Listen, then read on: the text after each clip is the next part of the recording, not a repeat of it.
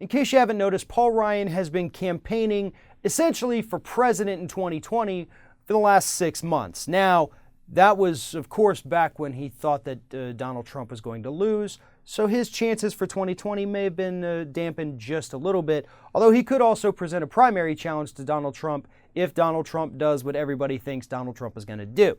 Nonetheless, Paul Ryan is trying to come out as some kind of champion for the middle class. Someone who's anti-poverty and just really wants to help American workers.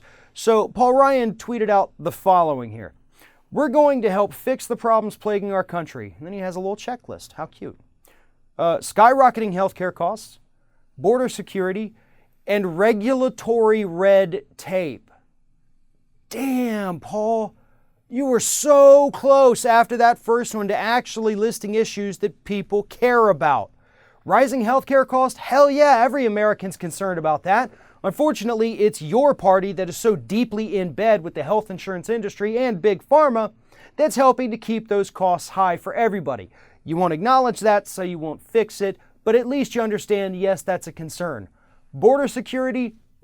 Not so much. Really doesn't really affect many people at all. But your last point on your 3-point checklist to fix the middle class, which is a pretty short list when you think about the massive problems facing the middle class. Regulatory red tape, getting rid of that.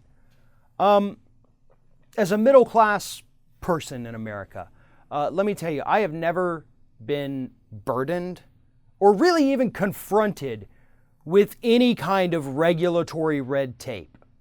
When you go look at, say, maybe a construction worker, a steel mill worker, a teacher, regulatory red tape, not exactly something that's on their list of concerns because it's not something that affects their jobs.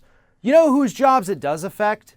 CEOs, corporate leaders, the top 1% of income earners. Those are the people that Paul Ryan is trying to help. And his little tweet there, his little checklist proves it.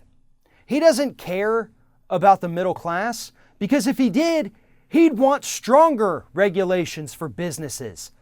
Because every study that's looked at it has proven definitively that regulations do not kill jobs. In fact, enforcement of regulations creates more jobs. Every time. It's not a fluke in one area of the country or another. Every single time. But Paul Ryan wants to do away with those regulations. Did you know what some of those regulations are? Environmental protection saying that a CEO can't dump his company's toxic waste into your water supply.